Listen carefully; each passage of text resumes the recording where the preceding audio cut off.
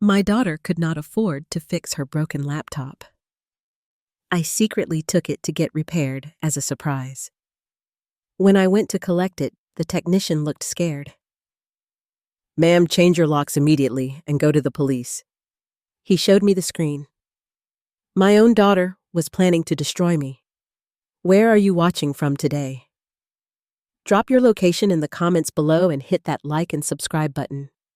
Let me tell you how I ended up staring at messages that would shatter everything I thought I knew about my family. It started 3 months ago when Uncle Harold's life insurance check arrived for $1.2 million. Yes, you heard that right. $1.2 million. Not exactly lottery money, but enough to change everything for a widow like me who had been counting pennies since my husband died 8 years ago. Emily was 26 and living with me in our small house in Cleveland, Ohio. When I showed her the check, her eyes lit up like Christmas morning. "Mom, we are rich. We can move to Miami, Florida. Get that car you have always wanted. Live your dreams," she squealed, actually jumping up and down in our tiny kitchen. But I had learned something about money in my 53 years on this planet. "Honey, $1.2 million is not that much money these days. Better to save it, earn interest, so we never struggle again like we did after your father passed." Emily's face fell faster than a lead balloon. She nodded and said she understood, but I could see something calculated in her expression, like she was working out a different plan entirely. The girl had champagne tastes on a beer budget. Always had, though. Now, I wonder if that disappointment was as genuine as it seemed. Around that same time, I started going to Murphy's coffee shop on Maple Avenue during my lunch breaks from the elementary school where I worked as a nurse. That is where I met Mark Sullivan, tall, dark hair, with just the right amount of gray at the temples, wearing work boots and a flannel shirt that looked expensive but not flashy. "First time I have seen you here," he said one Tuesday, sliding into the booth across from me without asking. Normally, I would have told him where to go, but something about his smile made me pause. "I could say the same about you," I replied, closing my book. "Mark Sullivan," he said, extending his hand. "Local contractor. And you are Linda Carter, local school nurse who enjoys eating lunch in peace." He laughed. Not the fake laugh men use when they are trying to impress you, but a real one. "Fair enough. But before I leave you to your peace, let me ask you something. What kind of books do you read?" I held up my paperback romance novel, expecting him to make some comment about trashy fiction. Instead, he nodded approvingly. "My grandmother read those. She said they reminded her that love could still surprise you, even when you thought you had figured everything out." And just like that, Mark Sullivan had said exactly the right thing. Over the next few weeks, our coffee shop meetings became regular. He told me about his contracting business, how he had moved to Ohio from New Jersey to start fresh after his divorce. I told him about Emily, about my job, about how quiet the house felt since my husband passed. What I did not tell him was about the inheritance. Call it cautious, but I had learned that money changes how people see you. And I wanted to know if Mark liked Linda, the school nurse, not Linda the widow with a windfall. 3 months into what I was starting to think might actually be a relationship, Emily's laptop started acting up. The screen would flicker, programs would freeze, and she would bang on it like that would help. Her 26th birthday was coming up, and I thought getting it fixed would be a nice surprise. "I will take care of it," I told her when she left for her waitressing job at Denny's that morning. "Consider it an early birthday present." I drove to TechMend on Broadway Street, the same place that had fixed my computer 2 years ago when I spilled coffee on the keyboard. Ethan, the owner, was maybe 23, but new computers were like my generation new rotary phones. "Should be ready tomorrow," he said, taking Emily's laptop. "Probably just needs a cleanup and maybe some new software." The next day, I went back to pick it up. Ethan was standing behind the counter, looking like he had seen a ghost. When he spotted me walking in, he immediately came around the counter and guided me to a corner where no one else could hear.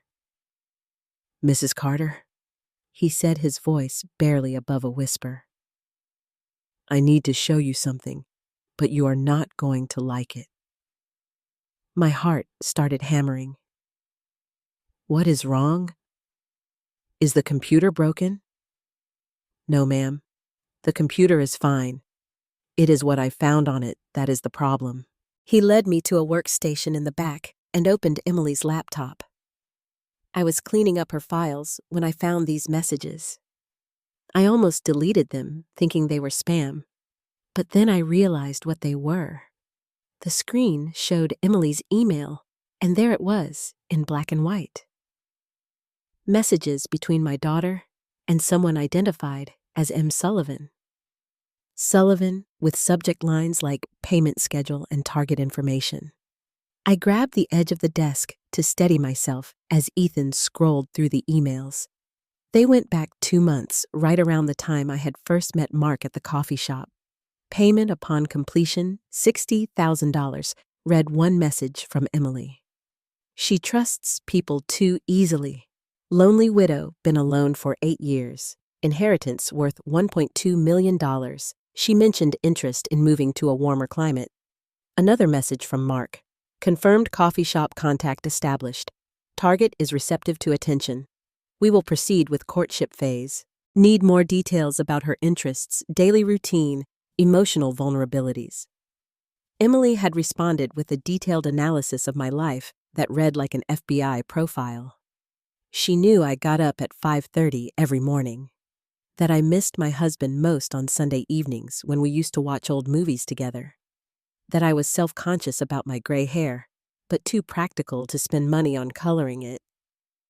But it was the final message that made my knees buckle.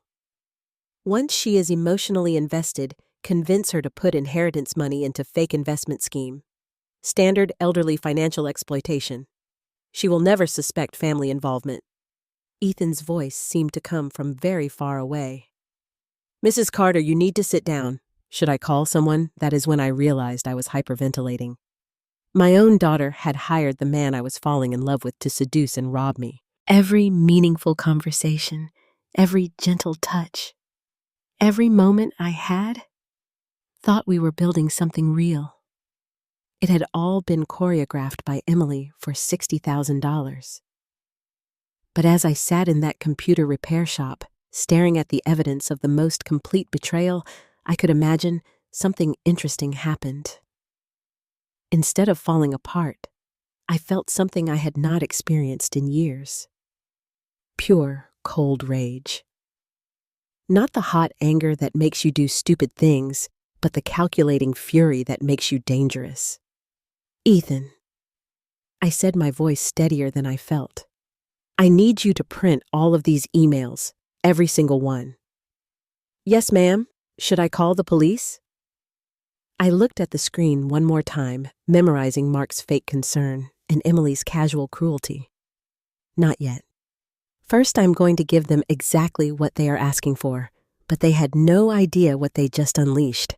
20 minutes later, I was sitting in my car outside Tech Mend with 45 pages of printed emails, feeling like I had discovered my entire life was a lie, which I suppose it was. Emily, the daughter I had raised alone after her father died when she was 17. The girl I had worked double shifts to put through community college. The child who had cried in my arms when boys broke her heart. Who had called me her best friend just last week. That girl had sold me out for $60,000. I drove home in a daze. The manila envelope of evidence on the passenger seat like a time bomb. Our little house on Maple Avenue looked exactly the same. Same peeling paint on the shutters, same flower boxes I had planted last spring. Same porch where Emily and I had sat just yesterday planning what to make for dinner. But everything was different now. Emily would not be home for 3 hours. That gave me time to think, to plan, to figure out how to handle this without completely losing my mind. I made coffee, actual coffee, not the instant stuff I usually drank, to save money and spread the emails across my kitchen table. Reading them in chronological order was like watching a horror movie where you are the victim and you never see it coming. Emily's first contact with Mark had been through some kind of online service. Not a dating site, but something much worse. A service that connected con artists with targets, seeking contractor for elderly financial exploitation. Emily had written target recently widowed, inherited one's emotionally vulnerable, trusting nature. Prefer male contractor, 40-50, experienced in romance scams. Mark had responded within hours with what looked like a resume for breaking hearts. 3 previous projects, all successful, all targeting women over 50 who had recently inherited money. His specialty was the slow burn, establishing genuine emotional connection before transitioning to financial manipulation. But the detail that made my hands shake was Emily's description of me. Mother extremely isolated since father's death. Craves companionship, but suspicious of gold diggers. Suggest contractor pose as blue-collar worker, avoid appearing wealthy. She responds to protectiveness and genuine interest in her thoughts and opinions. Every conversation Mark and I had shared, every carefully chosen word, every moment I had thought he was seeing the real me, Emily had scripted it all. The kitchen timer went off, reminding me to take my blood pressure medication. Ironic, considering what this discovery was doing to my cardiovascular system. But as I swallowed the pill with a gulp of coffee, I realized something that surprised me. I was not broken. I was furious. For 8 years I had been Linda Carter, the grieving widow. Linda Carter, the struggling single mother. Linda Carter, who needed help. Well, those days were about to end. I picked up my phone and scrolled through my contacts until I found Robert Hayes, my husband's old business partner, who had become a lawyer after they sold their construction company. Robert and I had stayed friendly over the years, mainly because he had handled my husband's estate and always checked on me around the holidays. Linda, good to hear from you. How are you holding up, Robert? I need legal advice. How quickly can you meet me somewhere private? His tone shifted immediately. What is wrong? Are you in trouble? Not me, but someone's about to be. An hour later, I was sitting across from Robert Hayes in a corner booth at Romanos, a restaurant 40 minutes outside of town where I was sure Emily would not spot us. Robert listened without interrupting as I explained everything, occasionally asking clarifying questions, but mostly just taking notes in his careful lawyer handwriting. When I finished, he sat back and looked at me with something like admiration. Linda, you know this is conspiracy to commit elder fraud, right? These emails are evidence of a federal crime. I know, but I want to handle this my way first. What do you mean? I leaned forward, lowering my voice. They think I am a helpless old woman who will hand over her money to the first man who pays attention to her. I want to show them exactly how wrong they are. Robert's eyebrows went up. That sounds like you are planning some kind of revenge. Not revenge, justice. There is a difference. He studied my face for a long moment. What do you need from me? First, I need you to quietly set up a separate bank account and transfer most of the inheritance money there. Something Emily cannot access or even know about. Second, I need you to document everything we discussed today in case this goes to court later. And third, I smiled, and for the first time in months, it felt genuine. Third, I need you to help me give Mark and Emily exactly what they are asking for. Robert closed his notepad. Linda, whatever you are planning, be careful. These people have already proven they will betray family for money. There is no telling how far they might go if they feel cornered. Robert, they made one critical mistake. What is that? They assumed I would be easy to destroy because I have been grieving and struggling. But what they forgot is that I survived 8 years as a single mother, worked my way through nursing school at 42, and kept our family together when my husband was dying of cancer. I am not fragile. I am just done being underestimated. As I drove home, I thought about Mark and Emily probably texting each other right now, planning their next move in what they thought was a foolproof scheme. They had no idea that their target had just become their worst nightmare. Tonight, when Emily came home from work, I would act exactly like the trusting mother she had been manipulating. Tomorrow, I would continue my coffee dates with Mark, playing the role of the lonely widow, falling for his carefully crafted charm. But while they thought they were playing me, I would be orchestrating the most satisfying downfall imaginable. After all, they had taught me something valuable in those emails. Sometimes the best revenge is not getting even. It is being smarter than the people who think they are smarter than you.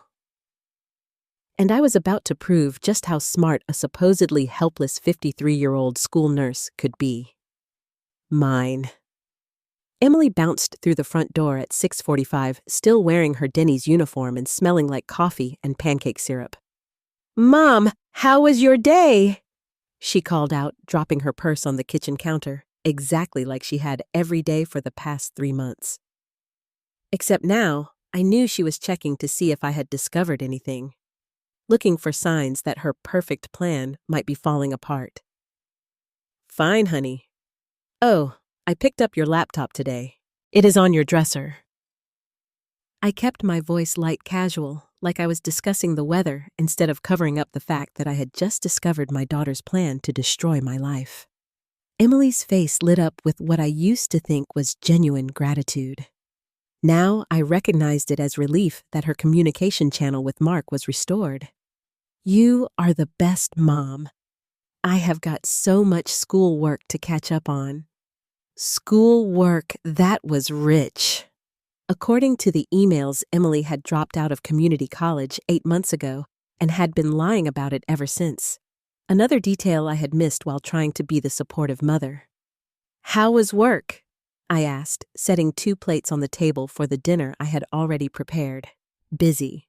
Tips were good, though." She sat down and immediately started talking about difficult customers and kitchen drama.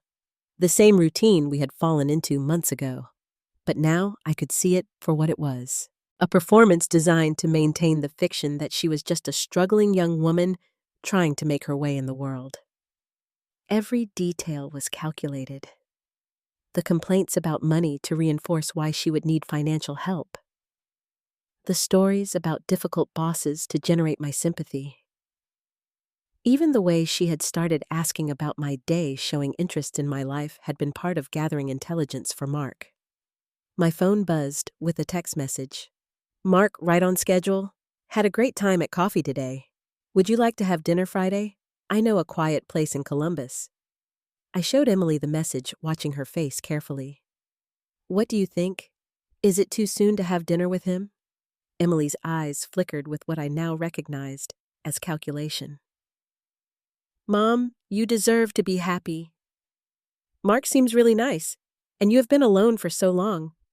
I think you should go." "Nice. The man who was planning to steal my inheritance was nice. You do not think I am being foolish. Dating at my age. Mom, you are only 53. Lots of people find love later in life." Besides, she paused, and I could practically see her deciding how much enthusiasm to show. "You have been different since you started talking to him. Happier." That part was actually true. I had been happier because I had thought someone might actually care about me for who I was rather than what I could provide. The irony would have been funny if it was not so devastating. After dinner, Emily disappeared to her room with her laptop, probably reporting to Mark about my reaction to his dinner invitation. I cleaned the kitchen slowly, thinking about how many conversations we had had standing in this exact spot where she had been gathering information to help him manipulate me. Around 9 o'clock in the evening, I knocked on her door. "Emily, can we talk for a minute?" "Sure, Mom. Come in." She was sitting on her bed with a laptop open, probably in the middle of typing another message to Mark. When I entered, she quickly minimized whatever she had been working on. "I wanted to talk to you about the inheritance money," I said, sitting on the edge of her bed. "I have been thinking about what you said about living our dreams." Her attention sharpened immediately. "Really? Maybe you were right. Maybe I have been too cautious. I have spent 8 years just surviving, and here I have this opportunity to actually live. Emily's excitement seemed genuine, which made this conversation even more surreal. "What are you thinking?" "Well, Mark mentioned that he sometimes invests in real estate projects, flipping houses, that sort of thing. He said there is good money in it if you know what you are doing." I watched Emily's face carefully. This was the moment where a loving daughter would express concern about her mother considering a major investment with a man she just met. Instead, Emily lit up like I had just told her Christmas was coming early. "That sounds amazing, Mom. Mark seems really smart about business stuff. Have you talked to him about it?" "Not yet. I thought I would see how dinner goes Friday and maybe bring it up then. But Emily, if I did something like this, it would be a big risk." "What if I lost everything?" Emily reached over and took my hand. "Mom, you cannot live your whole life being afraid. Sometimes you have to trust people. And I have a really good feeling about Mark." Of course she did. She was getting $60,000 if he succeeded. "You really think I should trust him?" "I think you should trust yourself. You are a good judge of character." "Mom, if Mark feels right to you, then he probably is." Sitting there listening to my daughter encourage me to trust the man she had hired to rob me was like living in an alternate universe. But it was also exactly the confirmation I needed. This was not a misunderstanding or a mistake. Emily was actively and enthusiastically participating in my destruction. "Thank you, sweetheart. It means a lot to have your support always." "Mom, I just want you to be happy." As I kissed her goodnight and headed to my own room, I wondered if Emily had ever loved me at all, or if I had just been a resource to manage until she could figure out how to access my money. But that was a question for another day. Tonight, I had a dinner date to plan for, and Mark Sullivan was about to discover that the lonely widow he thought he was manipulating had a few surprises of her own. I picked up my phone and typed back, "Friday sounds perfect. I am looking forward to it." Then I added, "I have something important I would like to discuss with you." Because I did. I was going to give Mark exactly what he was asking for. The question was whether he would realize it was actually a trap until it was too late. Probably not. After all, according to Emily's emails, I was just a trusting old woman who was easy to manipulate. They were about to learn exactly how wrong they were. Friday evening, I stood in front of my bedroom mirror, applying lipstick, and wondering if this was how undercover agents felt before a dangerous mission. I had chosen a blue dress that Emily had always said brought out my eyes, paired with the pearl earrings my husband had given me for our anniversary. I wanted to look like a woman ready to make questionable decisions for love. Mark arrived exactly on time, wearing a sports jacket over dark jeans and carrying a single white rose. If I had not known he was a professional con artist, I might have found the gesture sweet. "You look beautiful, Linda," he said, offering his arm as we walked to his truck. "Thank you. You clean up pretty well yourself?" The restaurant in Columbus was exactly what I had expected. Dim lighting, quiet corners, the kind of place where a woman might feel special enough to ignore her better judgment. Mark had clearly done this before. Over appetizers, he asked about my week, listening with the kind of focused attention that had originally attracted me to him. He remembered details from previous conversations, asked follow-up questions about things I had mentioned casually, made me feel like my thoughts and opinions mattered. It was masterfully done. If I had not known it was all an act, I would have been completely charmed. "Emily mentioned you have been thinking about making some changes in your life," he said as our main courses arrived. I nearly choked on my wine. Of course, Emily had coached him on how to bring up the subject. Did she? "What kind of changes?" She said, "You might be ready to take some risks, try new things." "That is admirable, Linda. A lot of people get stuck in routines as they get older." "Well, I have been thinking about that inheritance money from my uncle. Maybe Emily is right that I have been too conservative with it." Mark's eyes sharpened slightly, though his expression remained casually interested. "Inheritance money can be a blessing or a curse depending on how you handle it." What do you mean? A lot of people either stuff it in savings accounts where inflation eats it up, or they blow it on things that do not create lasting value.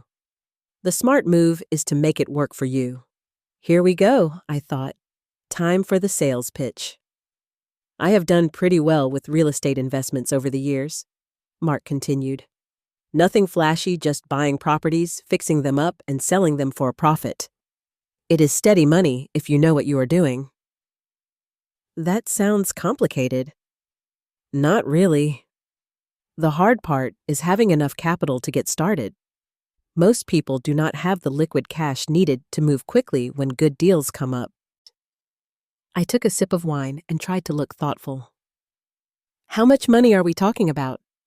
Depends on the project, but the opportunities I'm looking at right now would need someone with at least, maybe $900,000 in available funds. $900,000 leaving me with just enough inheritance to feel secure while he and Emily disappeared with the bulk of it. They had even calculated how much to leave me so I would not immediately panic about being wiped out. That is a lot of money, Mark. It is, but Linda, can I be honest with you about something? I nodded, preparing for whatever manipulation tactic came next. I have been thinking about you a lot lately about us. I know we have not known each other long, but there is something here, is there not? Something real. If I had not read the emails, I might have melted right there in my chair. Mark was looking at me with such apparent sincerity, such warmth, that it was easy to see how women fell for this act. I think so, I said softly. The thing is, I have been burned before. My ex-wife, she was not interested in building anything together. She wanted the benefits of my hard work without contributing anything herself. So when I meet someone like you, someone with intelligence and resources of her own, it feels like maybe we could be real partners. Partners. That was the hook. Not just romance, but partnership. A woman my age, after 8 years alone, would be desperate for someone to share decisions with, to feel like part of a team again. Partners. How? In everything, life may be business if the right opportunity came along. Linda, I do not need your money. I have done fine on my own. But if we were going to build something together, he let the sentence hang there, letting me draw my own conclusions. Brilliant. Really, he was not asking for anything. He was just planting the idea that combining our resources might be something a couple in love would naturally do. The property deals you mentioned, would there be room for a partner? I asked. Mark smiled like I had just suggested exactly what he had been hoping for. Actually, yes. I have been looking at a development project outside Cleveland, buying distressed properties, renovating them, selling them to young families. It is the kind of thing that requires more capital than I have access to, but the profit potential is substantial.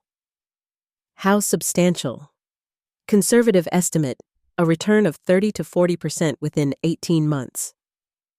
I tried to look impressed rather than disgusted by his audacity. That sounds almost too good to be true. I know it does. That is why most people miss opportunities like this. They assume anything that profitable must be a scam. The irony was so thick, I could have cut it with my fork. Would you want to show me these properties? I mean, if I was seriously considering something like this? Absolutely. In fact, there is a deadline coming up. The seller needs a commitment by next Friday, or he is moving on to other buyers. Of course there was a deadline. There always was in cons like this. Create urgency so the Mark does not have time to think or ask too many questions. Next Friday. That is awfully fast. Mark reached across the table and covered my hand with his. Linda, I understand if you need more time. This is a big decision, and I do not want you to feel pressured, but I also do not want you to miss out on something that could change your life. Our life, he probably meant to say. After all, we were partners now. Let me think about it. Over the weekend, I said. Maybe we could drive out and look at the properties Monday. Perfect. I think you are going to be excited when you see the potential. As Mark drove me home chattering about renovation costs and market trends, I thought about how Emily was probably sitting in her room right now updating him via text about my mood and reactions, maybe even giving him real-time coaching on what to say next. When we pulled into my driveway, Mark walked me to the door like a perfect gentleman. I had a wonderful time tonight, Linda. So did I.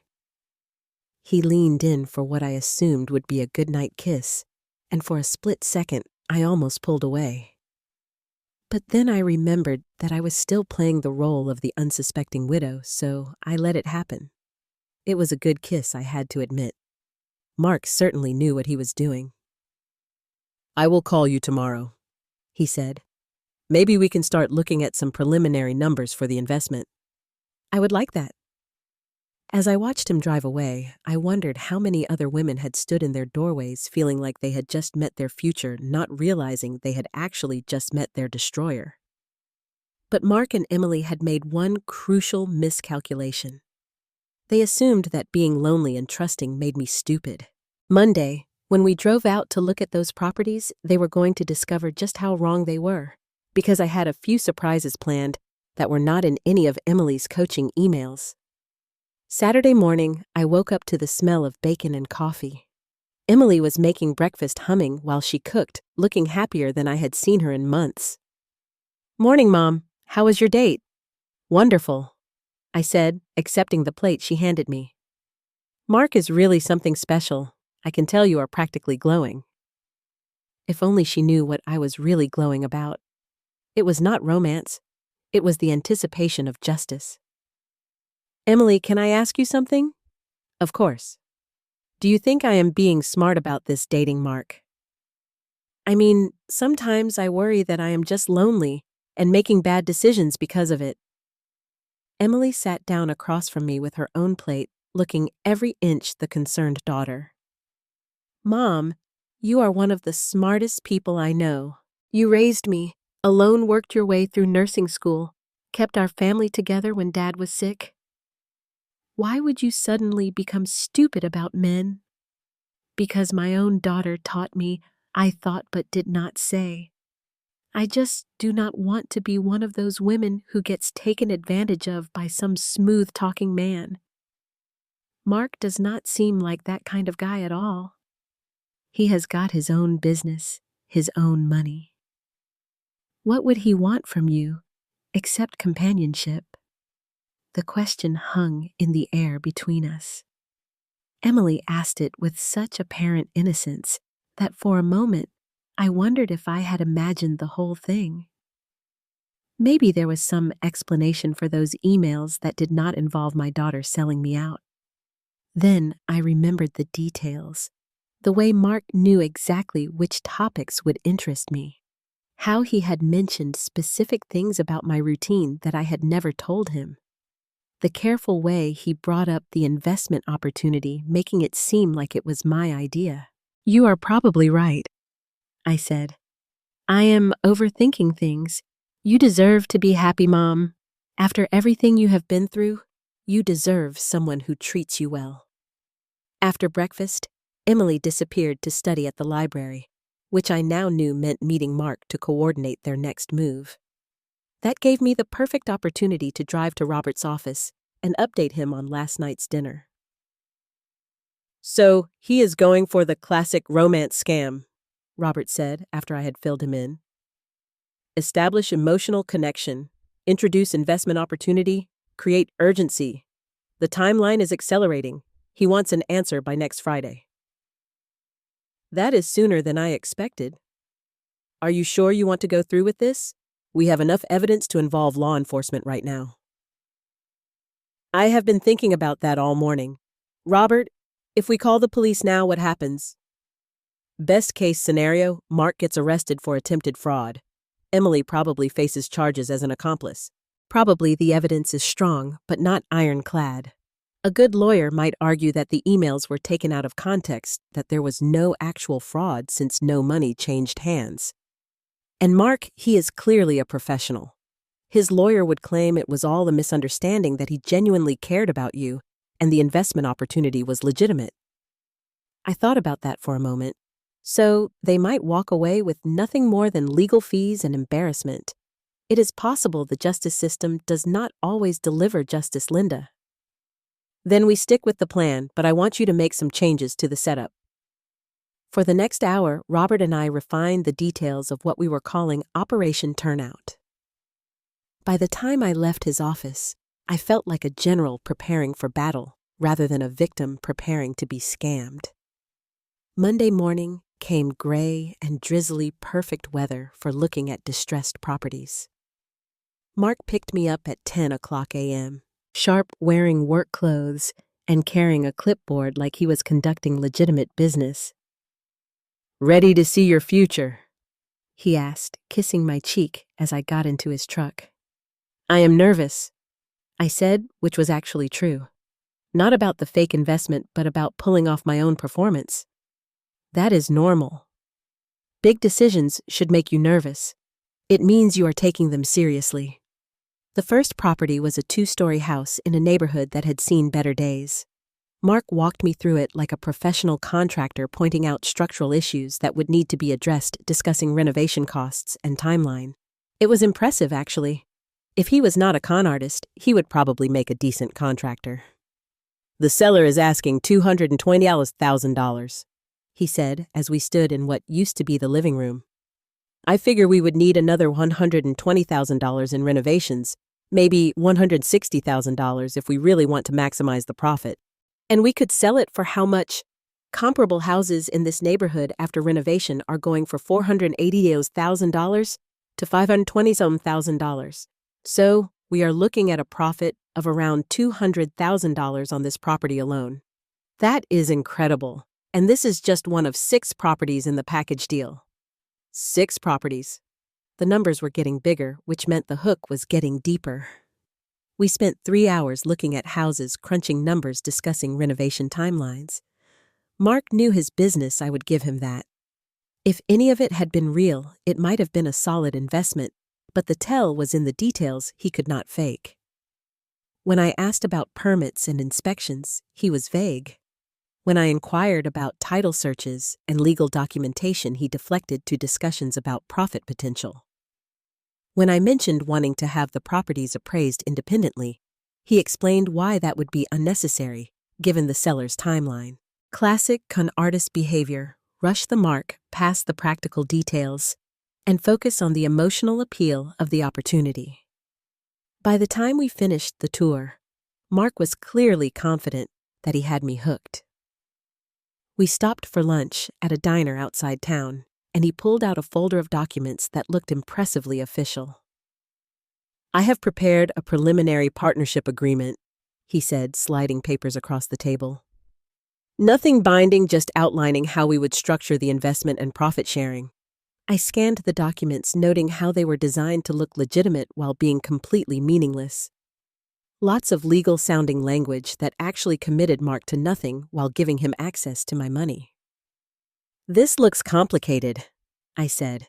"It always does at first, but it is really just protecting both of us. Your investment is secured by the properties themselves, so there is no risk of losing your money," he said, except for the part where the properties did not exist, and my money would disappear into accounts I would never be able to trace.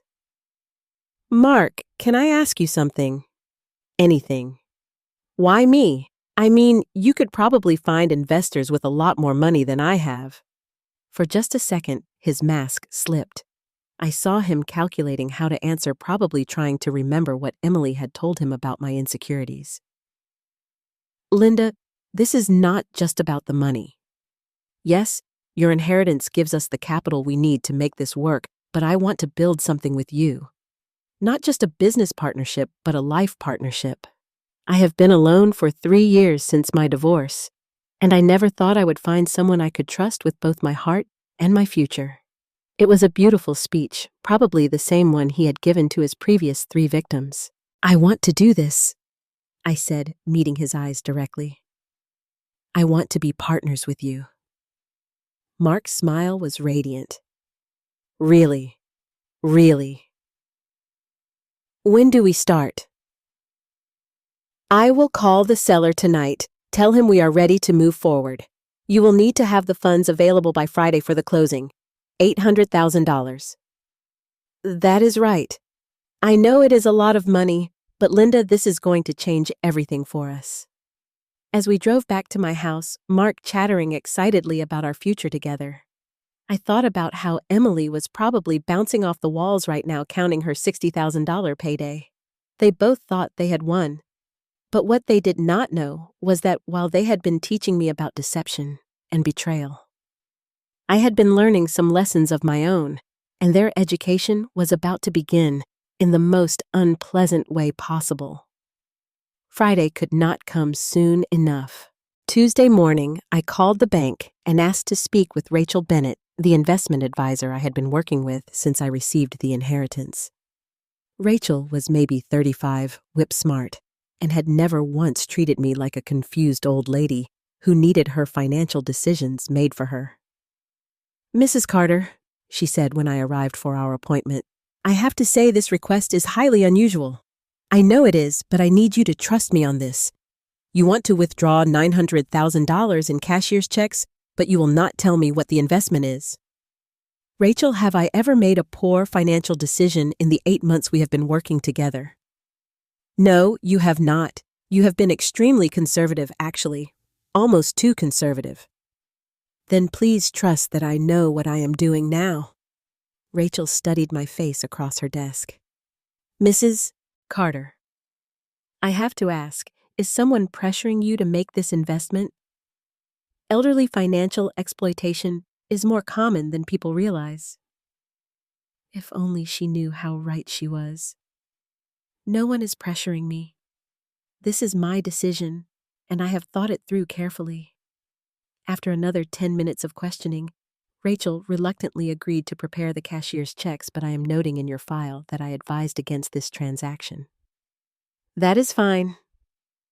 Wednesday afternoon, Emily came home from her fictitious library study session looking like she had won the lottery. "How was studying?" I asked, setting dinner on the table.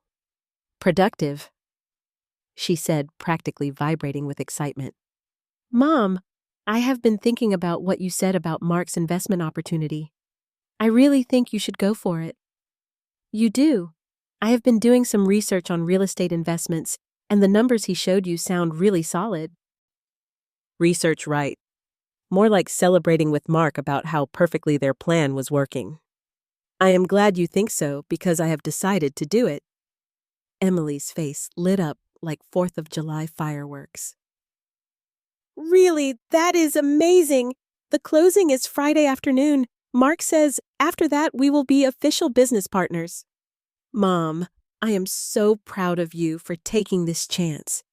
You deserve something good in your life." Thursday evening, Mark took me to dinner again, this time at an even nicer restaurant. He was clearly feeling confident about the next day's transaction. "Are you nervous?" he asked, reaching across the table to squeeze my hand. "A little. It is a lot of money." "I know it is. But Linda, by this time, next year, you are going to be so glad you took this leap." "What happens after tomorrow? I mean, once the money is transferred, we get to work." "I will handle the day-to-day operations, dealing with contractors, overseeing renovations, managing the business side. You will be a silent partner, collecting your share of the profits." Silent partner. In other words, you would hand over your money and then have no say in how it is used. "And our relationship." Mark's smile was warm and apparently sincere. "Linda, tomorrow is not just about business.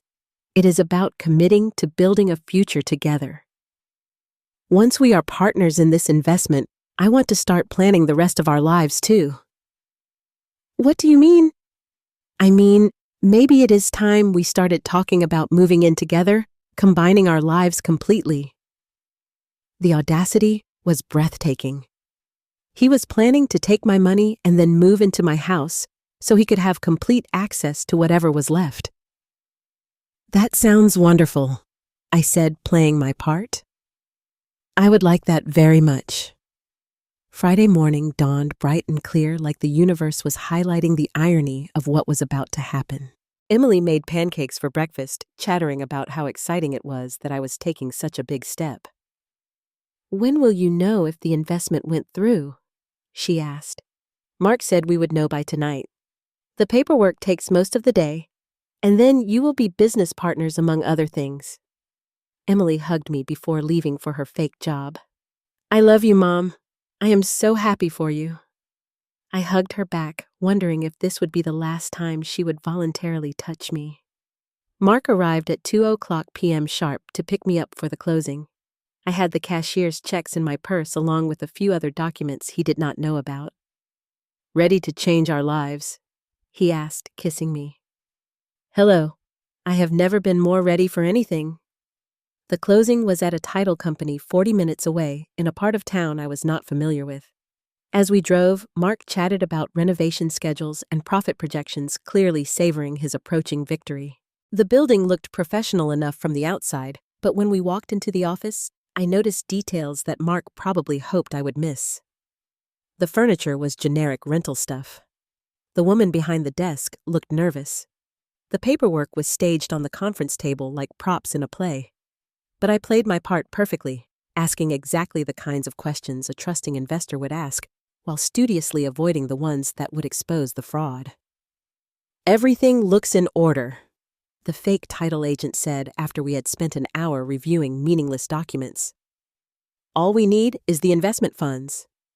I opened my purse and pulled out the cashier's checks, setting them on the table. Mark's eyes locked onto them like a predator watching prey. $900,000, I said. "Our future together." "Mrs. Carter," the woman said, "I just need you to sign here indicating that you are transferring these funds voluntarily." I picked up the pen, paused for a moment, as if having second thoughts, then signed my name with a flourish. Mark was practically glowing with triumph.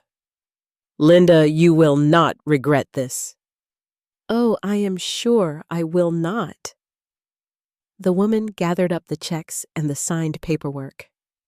"We will process everything this afternoon. You should receive confirmation that the funds have been transferred by 6:00 p.m. As we walked back to Mark's truck, he was more animated than I had ever seen him. "I cannot believe we actually did it. We are really partners now." "Yes, we are." "Mark, can I ask you something? When did you first know you wanted to ask me to invest?"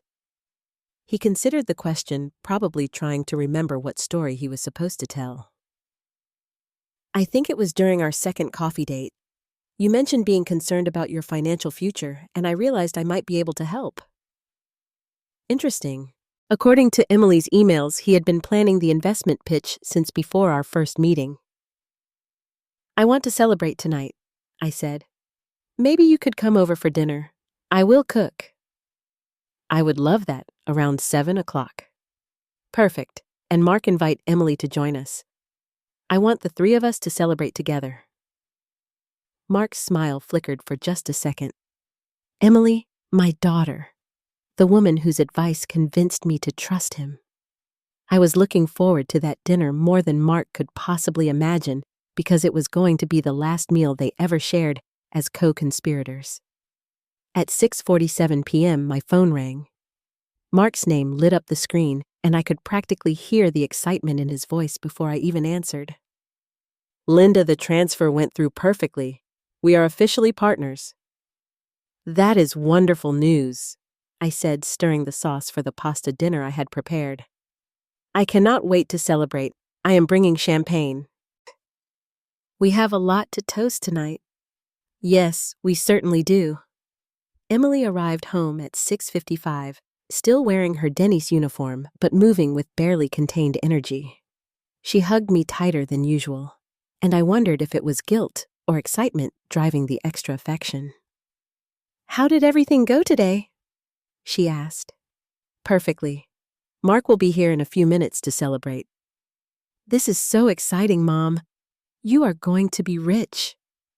If only she knew how right she was. Mark arrived exactly at 7:00, carrying a bottle of expensive champagne and wearing a suit instead of his usual casual clothes.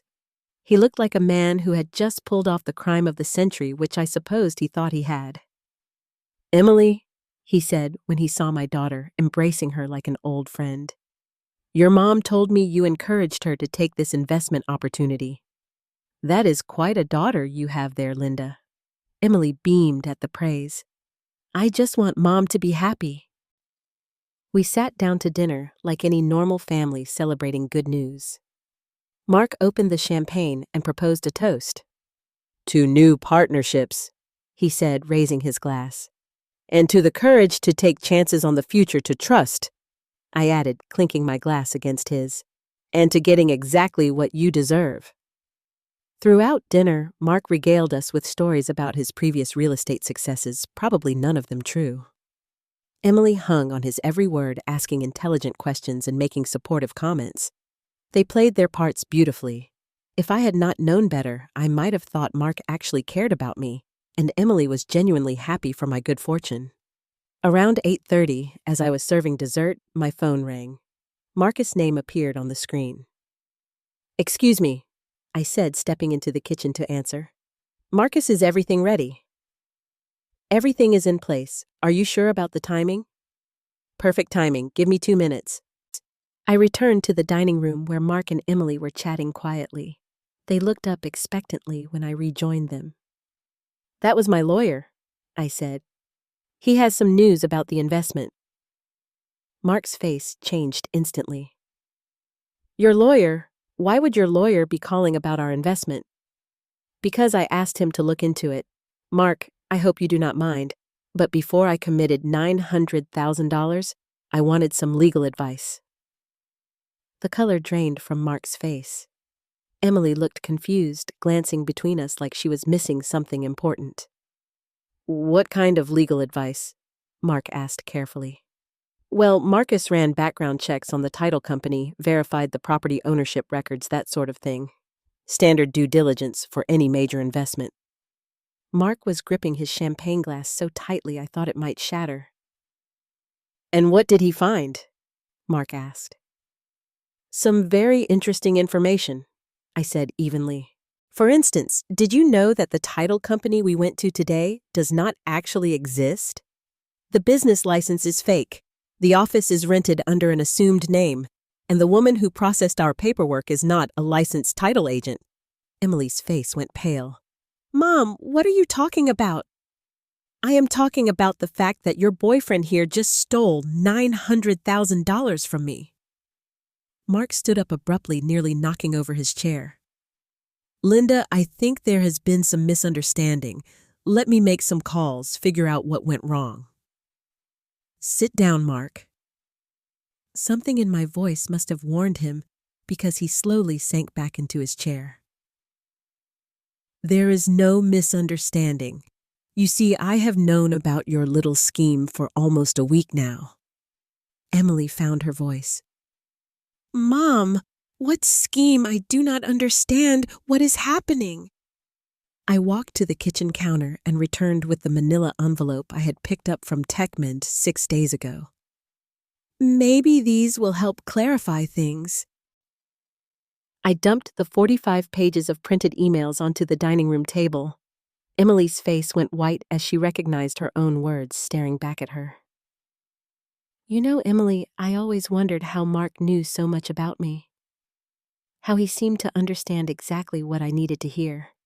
How he knew which emotional buttons to push. It is amazing what a daughter can teach a con artist about her own mother."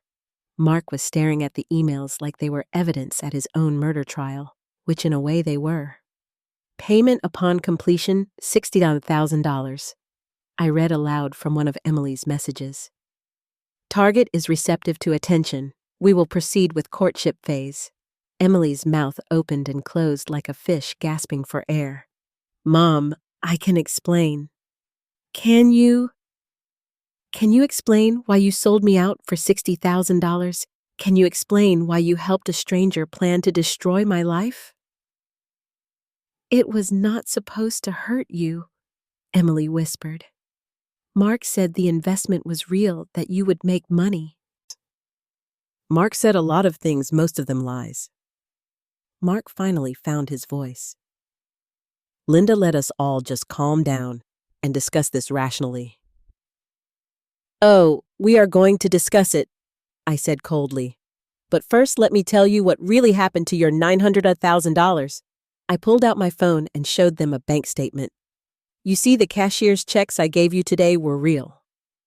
$900,000 was actually transferred, but not to your fake investment account. Mark leaned forward, studying the screen. Where did it go? Mark asked, his voice tight. To the Ohio Attorney General's office, specifically to their elder fraud task force, along with copies of all these emails, recordings of our conversations, and video evidence of today's fraudulent closing. The silence in the room was deafening. You recorded our conversations? Mark asked. I recorded everything. Every date, every phone call, every loving word you said while planning to rob me. And Emily, I have 6 days of audio from this house, including some very interesting phone calls you made to Mark when you thought I was at work. Emily started crying. Not the pretty tears she used for manipulation, but ugly, desperate sobs. Mom, please. I am sorry. I made a mistake. A mistake, Emily. You conspired to commit elder fraud against your own mother. That is not a mistake. That is a crime. Mark stood up again, this time with purpose. I am leaving. No, you are not. As if on cue, there was a loud knock at the front door. Through the window, we could see the unmistakable silhouette of police officers. You see, Mark, I did not just give the evidence to the Attorney General. I also provided it to local law enforcement. They have been watching this house for the past hour, waiting for my signal. Mark sank back into his chair, finally understanding that he had been completely outmaneuvered. The signal being our lovely dinner celebration, I continued, because I wanted both of you to understand exactly what you had done before you faced the consequences. Emily was sobbing harder now. Mom, I am your daughter. You cannot do this to me. I looked at her across the table, this young woman I had raised and loved and sacrificed, for who had repaid me by selling me to a predator. You stopped being my daughter the moment you decided I was worth $60,000. The knocking at the door became more insistent. Now, if you will excuse me, I need to let the officers in. They have some questions for both of you. As I walked toward the front door, I heard Mark whisper to Emily, You said she was easy to manipulate. I thought she was, Emily whispered back. I paused at the door, looking back at them one last time. The thing about underestimating people, I said, is that eventually they will surprise you. Then I opened the door and watched Justice walk into my home. Detective Karen Lewis was exactly what I had hoped for when I had requested a female investigator, professional, thorough, and completely unsympathetic to sob stories from pretty criminals. Mrs. Carter, she said as 2 other officers read Mark and Emily their rights.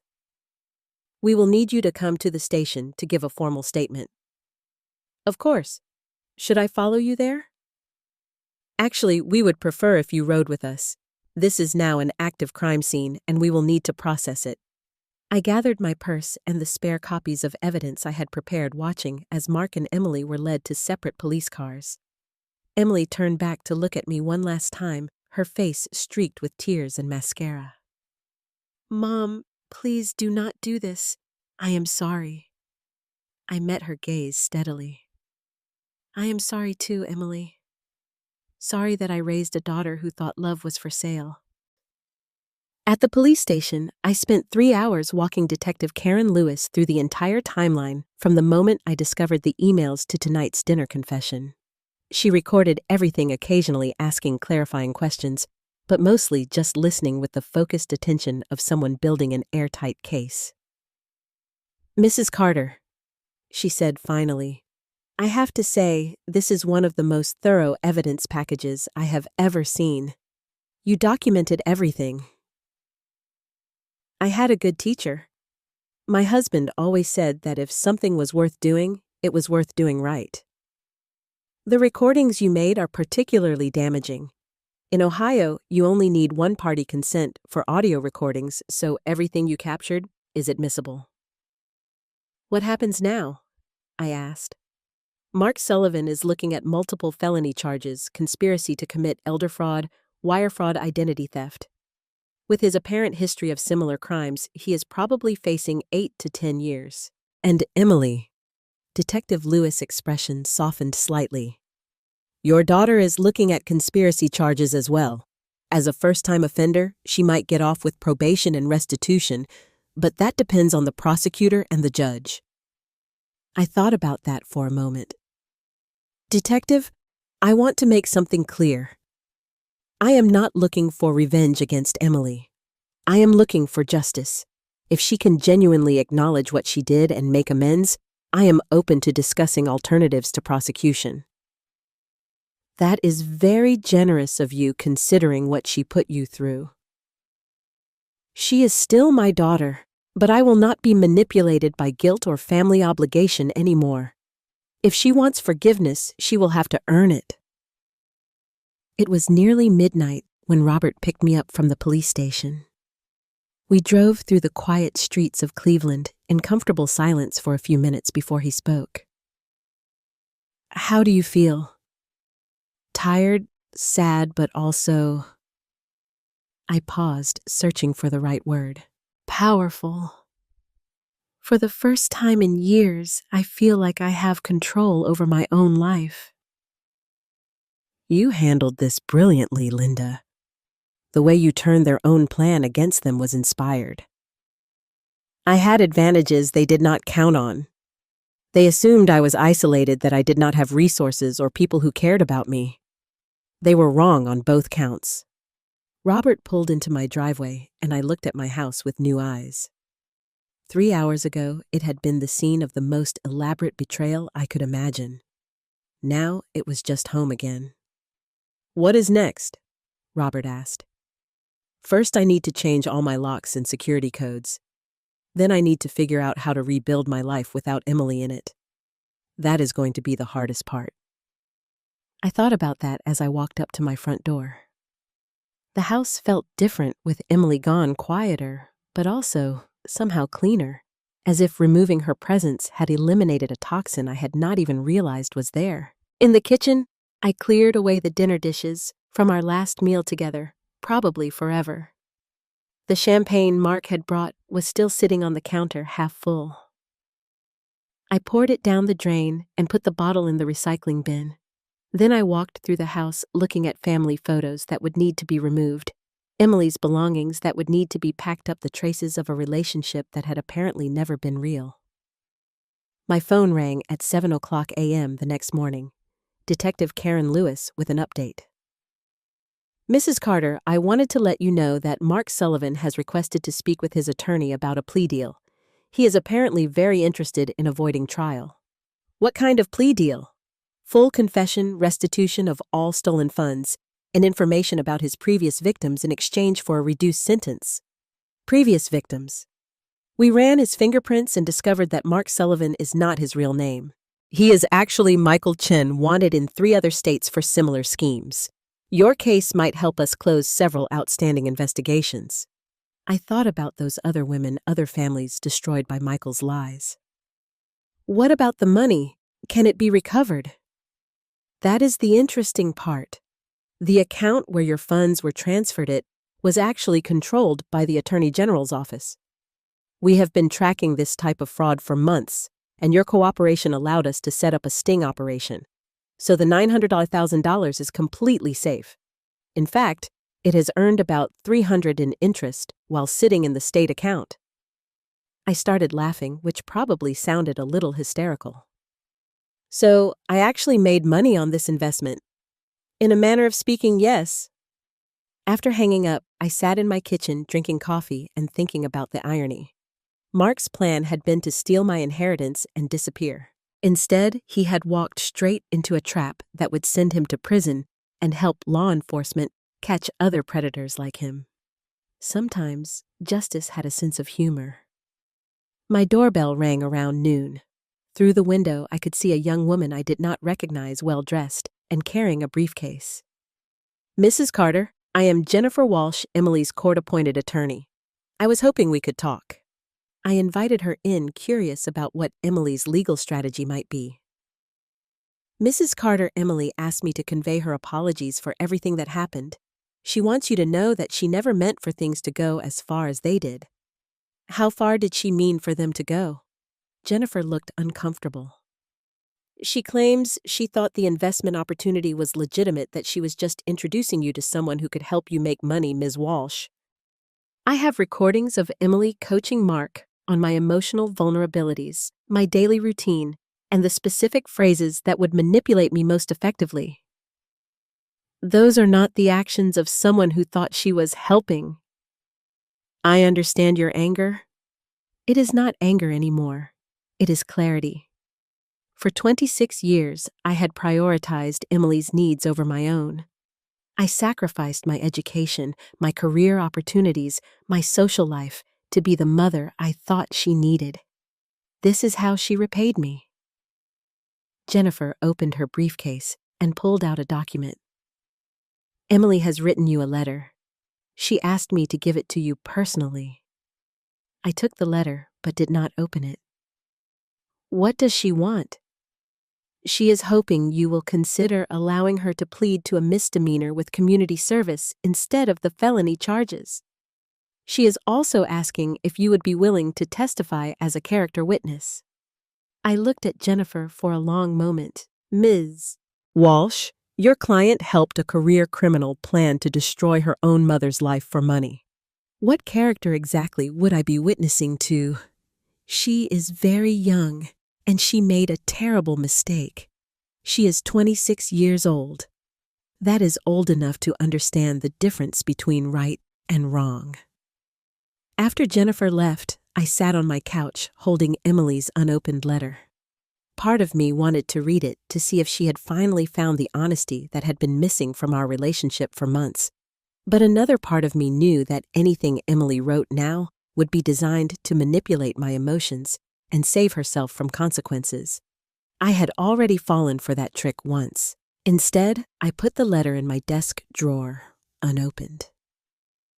Maybe someday I would be ready to hear Emily's excuses and justifications. But not today. Today, I had a life to rebuild. And for the first time in years, I was going to build it entirely on my own terms. 2 weeks after Emily's arrest, I received a call that changed everything I thought I knew about this story. "Mrs. Carter, this is Detective James Miller with the FBI's Financial Crimes Division. I need to speak with you about your daughter and Michael Chen, also known as Mark Sullivan." "The FBI?" "Yes, ma'am. What happened to you is part of a much larger investigation. Can we meet today?" An hour later, I was sitting across from Detective Miller in a coffee shop, the same coffee shop where I had first met Mark. The irony was not lost on me. "Mrs. Carter, how much did you know about Emily's financial situation before this incident?" "I knew she was struggling working at Denny's taking community college classes." "Why?" Detective Miller opened a folder thick with documents. "Emily was not taking classes. She dropped out 8 months ago, and her financial situation was not struggling. It was desperate." He slid a bank statement across the table. "Gambling debts, $70,000, owed to some very dangerous people."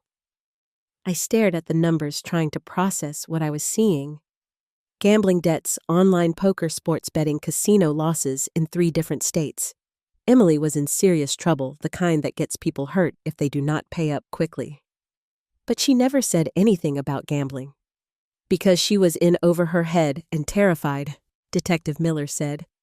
"Mrs. Carter, Emily did not contact Michael Chen to steal your inheritance for spending money. She contacted him because she was afraid for her life." The coffee shop suddenly felt too small, too crowded. "That does not excuse what she did." "No, it does not," Detective Miller said, "but it explains it, and it changes the legal situation considerably." He pulled out another document. "Michael Chen is not just a romance scammer.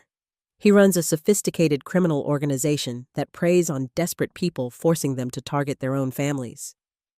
Emily was not his partner. She was his victim, too. I thought back to all those conversations Emily and I had shared, the way she had encouraged me to trust Mark, the enthusiasm she had shown for the investment opportunity. Had any of it been real, or had she been acting under threat? How does this work? This criminal organization? I asked. Chen identifies people in desperate financial situations, usually through online gambling sites or loan companies. He offers to help them solve their money problems in exchange for access to wealthy family members. If they refuse or try to back out, he threatens violence. Detective Miller showed me photographs of bruises on a young woman's arms and face. This is Chen's previous partner in Michigan. When she tried to back out of targeting her grandmother, Chen's associates made sure she understood the consequences of non-cooperation. My hands were shaking as I set down my coffee cup. Are you saying Emily was being threatened? We found text messages on her phone, Mrs. Carter. Carter Chen had photos of Emily entering and leaving the house, your work schedule, even pictures of you at the grocery store. He made it clear that if she did not cooperate, both of you would be hurt. The world seemed to shift around me. Everything I thought I understood about Emily's betrayal was suddenly more complicated. Why didn't she tell me? Why didn't she ask for help? I asked. Because Chen is very good at psychological manipulation, Detective Miller said. He convinced Emily that you would be safer if you did not know that the plan could work without anyone getting hurt, and that if she involved you or law enforcement, he would disappear and send someone else to collect her debt through violence. I thought about Emily's behavior over the past few months, details I had attributed to guilt about the conspiracy. The way she jumped whenever her phone rang, how she started obsessively checking the locks on doors and windows, the dark circles under her eyes I had assumed were from staying up late studying. So when I discovered the emails, Emily panicked. She knew that if the plan fell apart, Chen would blame her. That is why she was so upset when I showed her the evidence, not because she was caught, but because she knew what Chen would do to both of us if he thought she had betrayed him. Detective Miller leaned forward. Mrs. Carter, your decision to involve law enforcement and set up that sting operation probably saved both your lives. Chen was planning to disappear with your money, but he was also planning to eliminate the witnesses who could identify him. The coffee in my stomach turned to acid. He was going to kill us. Chen's organization has been linked to 3 unsolved murders in other states, all family members of people coerced into targeting their relatives. We think he considers loose ends unacceptable risks, Detective Miller added. I sat in stunned silence, trying to reconcile this new information with everything I thought I knew about the past month. Where does this leave Emily legally? I asked. That depends partly on you, Detective Miller said. The prosecutor is willing to consider a plea agreement that takes into account her coercion, but only if you are willing to support it. What kind of plea agreement? Testimony against Chen and his organization in exchange for probation and mandatory counseling for her gambling addiction. She would also be required to make financial restitution for any money you lost, though obviously that is not an issue in this case. I thought about Emily sitting in a jail cell right now, probably terrified about what would happen to her, maybe even worried about my safety. All this time, I'd assumed she was just a greedy young woman who'd betrayed me for money. But if she'd been trapped by gambling debts and threatened with violence, can I see her? That can be arranged. But Mrs. Carter, I need you to understand something. Even if Emily was coerced, she still made choices that put you in danger. Whatever you decide about forgiveness or legal consequences, make sure you're protecting yourself first. That evening, I drove to the county jail for my first visit with Emily since her arrest. She looked terrible, pale, thin, with the kind of exhaustion that comes from weeks of fear and guilt. Mom, she said through the glass partition, her voice barely audible through the phone. I'm so sorry. I'm so sorry about everything. Emily, I know about the gambling debts. I know about Michael Chen's threats. Her face crumpled.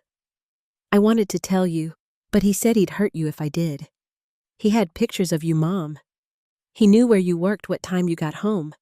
He said if I didn't help him, he'd find another way to get to you, and it wouldn't be as gentle. Why didn't you just ask me for help with the debts? $70,000. Mom, that's more money than we've ever had, and it would have ruined everything. Your inheritance, your future, your opinion of me. I thought if I could just help Chen get some of the money, pay off the debt, then everything would go back to normal and you'd never have to know. I looked at my daughter through the reinforced glass and saw not the calculating criminal I'd imagined, but a terrified young woman who'd made terrible choices while trying to protect the people she loved. Emily, what you did was still wrong. Even if you were threatened, you put me in danger. I know, and I'll spend the rest of my life trying to make up for it. The FBI says Chen was planning to kill us both after taking the money. Emily's face went white. He said no one would get hurt. He promised. Criminals lie, Emily. That's what makes them criminals. We sat in silence for a moment, both of us probably thinking about how close we'd come to a very different ending to this story. What happens now? Emily asked. Now you're going to testify against Chen and help the FBI stop him from doing this to other families. And you're going to get help for your gambling addiction. And us. Is there still us? I looked at my daughter, weighing everything I'd learned against everything I'd lost. I don't know yet, Emily, but we're both alive. And that's more than we would have been if I hadn't discovered those emails. For the first time in weeks, Emily smiled. It wasn't much, but it was a start. 6 months later, I stood in a federal courthouse watching Michael Chen get sentenced to 25 years in prison. Emily sat beside me, thinner but healthier, her hand trembling slightly as the judge read the verdict. The defendant systematically targeted vulnerable individuals and their families, Judge Thompson said, looking directly at Chen. This organization destroyed lives, stole life savings, and in some cases committed murder to cover their tracks. The sentence reflects the gravity of these crimes and the need to protect society from individuals who prey on families in crisis. Chen showed no emotion as he was led away in handcuffs. But I felt something I hadn't experienced in months. Complete closure. After the sentencing, Emily and I walked out of the courthouse together. The FBI investigation had uncovered 12 other families victimized by Chen's organization with financial losses totaling over $4.8 million. Emily's testimony had been crucial in securing convictions against Chen and 6 of his associates. "Mom," Emily said as we reached my car, "can I ask you something?" "Of course. Do you think you'll ever be able to forgive me?" "Really, forgive me. Not just legally, but personally." I'd been thinking about that question for months, ever since I'd learned the full scope of what had happened to us. "Emily, I forgave you the day I learned about the threats against our lives. What you did was wrong, but you were trapped in an impossible situation by a professional criminal. But I still betrayed your trust." "Yes, you did. And it's going to take time to rebuild that trust. But we have time now, which we wouldn't have had if Chen's plan had succeeded." Emily nodded, tears starting to form in her eyes. "I've been going to Gamblers Anonymous meetings 3 times a week, and I'm starting community college again in the fall for real this time." "That's good. How are you paying for it?" "I got a job at the insurance company downtown." "Data entry?" "Nothing glamorous, but it's honest work, and the pay is decent." We drove home in comfortable silence, something that had taken months to achieve. The house felt different now, lighter somehow. I'd redecorated Emily's room and converted half of it into a home office where I'd started doing freelance medical consulting work. Having a purpose beyond survival had been crucial to my healing process. "Mom, can I tell you something else?" "Always." "When I was planning to help Chen steal from you, I told myself it was just money. That you'd still have enough to be comfortable, and I'd pay you back somehow, and eventually it would all work out. But sitting in that jail cell, I realized something. What's that? It was never about the money. It was about violating your trust and treating you like you were just a resource instead of my mother. That's what I'm really sorry for. I pulled into our driveway and turned off the engine. Emily, your father died when you were 17. From that day until this one, every major decision I've made has been about protecting and providing for you. Sometimes I wonder if I protected you so much that you never learned to handle real problems on your own. You think this is your fault? I think we both made mistakes. You made terrible choices when you were in trouble, but I enabled those choices by never teaching you that actions have consequences. So where does that leave us? I looked at our house, the home I'd nearly lost due to my daughter's desperation and a criminal's manipulation. It leaves us with a chance to build a relationship based on honesty instead of dependency. You're 26 years old, Emily. It's time for both of us to learn who you are when you're not relying on me to solve your problems. That evening, we cooked dinner together for the first time since her arrest. Not the elaborate celebration meal from 6 months ago, but simple comfort food shared by two women who'd survived something terrible together. I saw Marcus Webb at the courthouse, Emily said as we cleaned up afterward. He said, "You're thinking about traveling." I am. I've never been anywhere except Cleveland, Ohio, and the surrounding states. I thought maybe I'd take that inheritance money and actually see some of the world. Where would you go? Ireland first. Your father always wanted to see Ireland. Then maybe Italy, England, Scotland, all the places we talked about visiting, but never could afford. Emily smiled. That sounds amazing. How long would you be gone? Maybe 6 months. Long enough to figure out who I am when I'm not defined by other people's needs. And when you come back? I thought about that question. When I come back, we'll see where we both are. Maybe we'll both be ready for a different kind of relationship. 3 months later, I boarded a plane to Dublin with 2 suitcases and a sense of adventure I hadn't felt in decades. Emily drove me to the airport. No longer the scared young woman who'd made desperate choices, but someone who was learning to face her problems head on. Take care of yourself, I told her as we hugged goodbye. Take care of yourself too, Mom.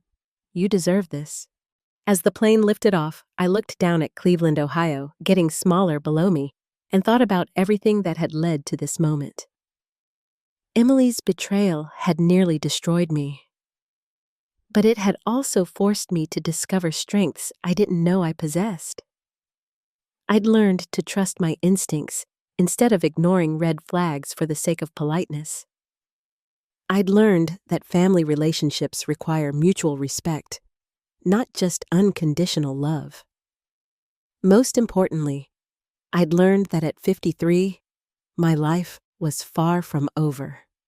6 hours later, I was standing in the Dublin airport surrounded by accents I'd only heard in movies, holding a map of a city I'd never seen completely on my own for the first time in 30 years. It was terrifying and exhilarating and exactly what I needed. My phone buzzed with a text from Emily.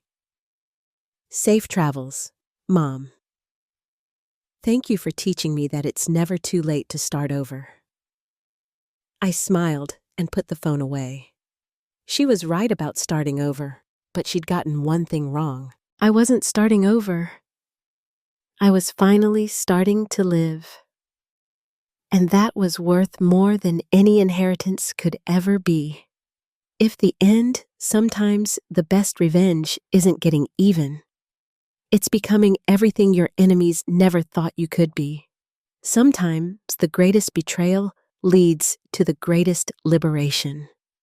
And sometimes the people who try to destroy you end up giving you exactly what you need.